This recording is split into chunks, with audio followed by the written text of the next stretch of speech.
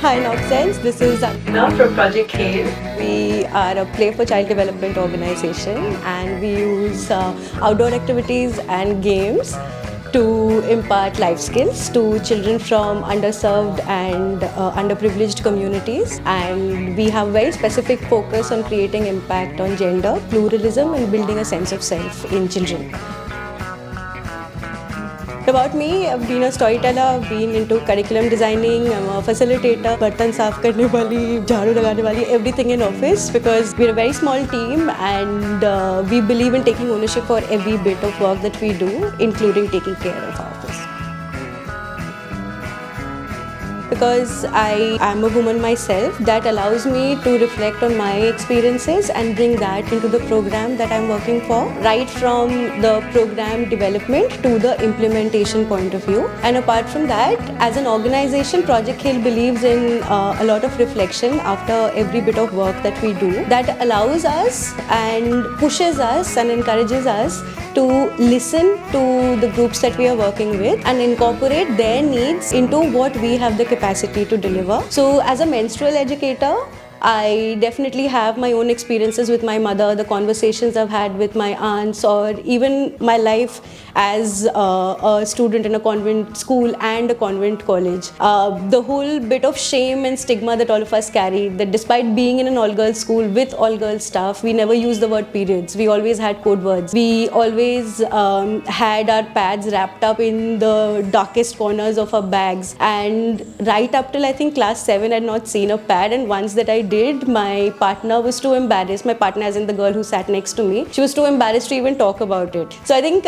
these experiences really helped me design a program that takes into consideration some very practical experiences. And because of that, right now our program is not just talking about biology and about flow management options, but we are also talking about self-esteem. We are talking about how women feel about their bodies, and our entire focus of the program is on how comfortable women are just saying the word vagina, or how comfortable are women in just holding the space that they are.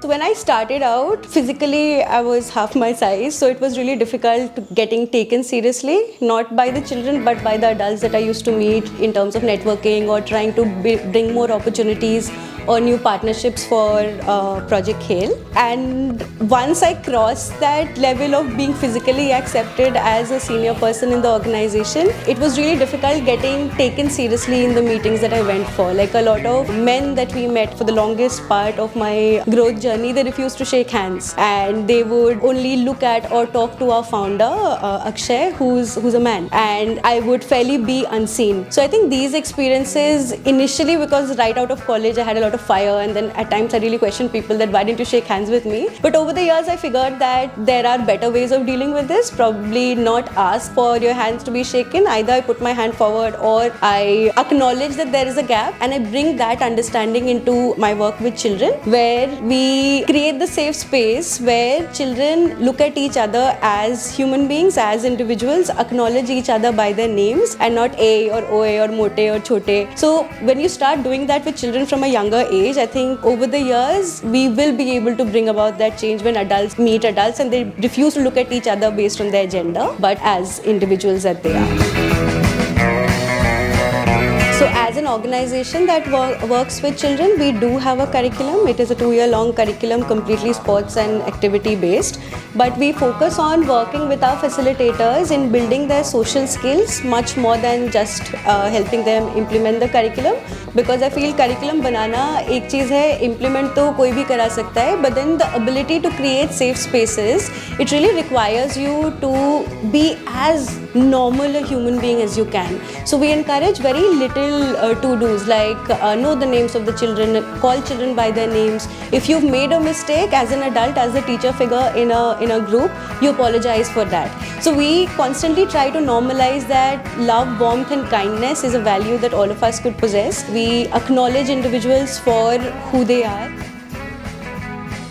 as a woman who's heading an NGO in Uttar Pradesh, being taken seriously has been difficult, because when you hear NGO, you immediately think of people laundering money or just trying to make money out of programs. So that way, yes, it was a bit of a challenge. And then to be speaking in English and documenting in English in a largely Hindi-speaking population, that has been another challenge.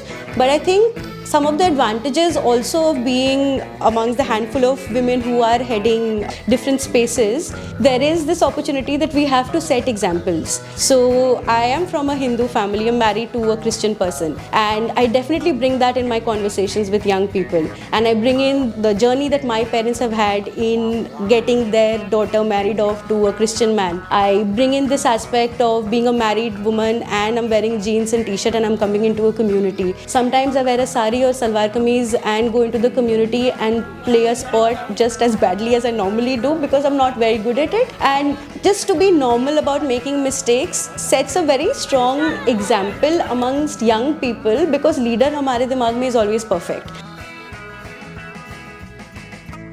So just last year, we had 3 of our girls get selected to play for Team India in the Asia Oceanic Ultimate Championship that was held in the Philippines. All 3 girls, they belong from really underprivileged communities. They've stayed in makeshift huts. 2 of them are single mothers. When we heard the news of these 3 girls getting selected, we organized a small party and we invited all 3 of their mothers, because we felt the mothers were the strongest support system for these girls. We invited as many of our young female athletes from different centers that we work in to come and be part of that celebration, and to just see that these 3 girls who have done such an amazing thing, they are like them, they look like them, they come from families like them, their mothers are just as educated or not as educated as their own mothers. So just trying to show them that there are possibilities beyond what they can currently imagine.